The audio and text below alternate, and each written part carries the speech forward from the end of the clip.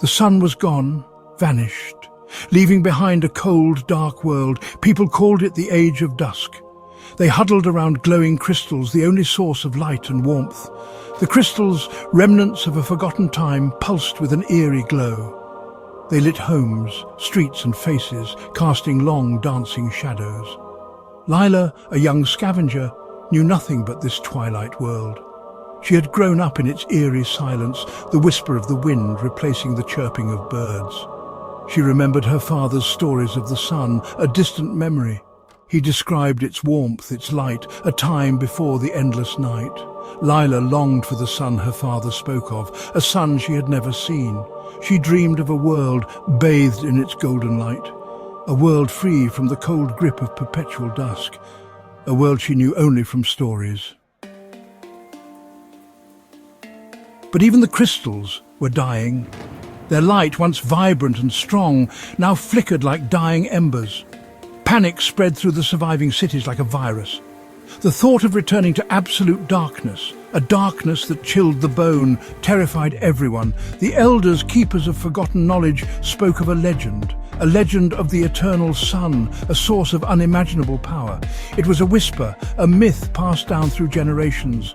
Many dismissed it as a fairy tale, a desperate attempt to cling to hope. Lila, however, clung to the legend. She scoured the ruins of the old world, searching for any clue, any artifact that could lead her to the eternal sun.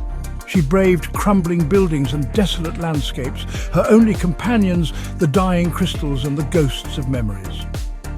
One day, amidst the rubble of a forgotten library, Lila stumbled upon something extraordinary. It was a crystal, unlike any she had ever seen. This crystal pulsed with an inner light, a light that shifted and swirled.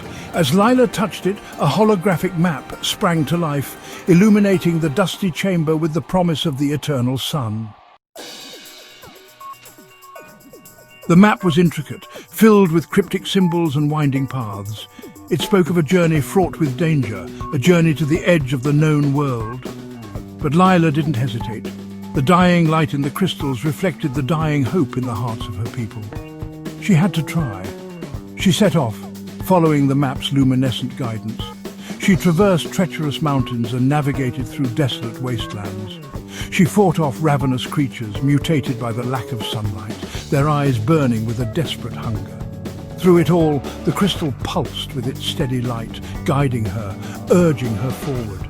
It was a beacon in the darkness, a promise whispered on the wind, a promise of salvation, of a world bathed in the golden light of the sun. Finally, after weeks of perilous travel, Lila arrived at her destination. The map led her to a hidden cave, its entrance shrouded in mist. Inside, she discovered a colossal machine humming with ancient energy. This was the heart of the world, the machine that could reawaken the sun. But as she approached the machine, she saw it. An inscription etched into its side, shimmering with an otherworldly light. It spoke of a price, a sacrifice. To reignite the sun, a life had to be given. Lila didn't hesitate. She had come too far, seen too much.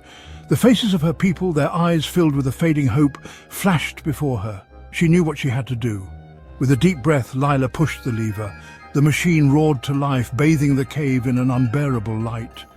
The last thing Lila saw was a blinding flash, the promise of dawn. The sun, a brilliant, glorious orb, rose over the horizon, casting its golden rays across the land. The Age of Dusk was over.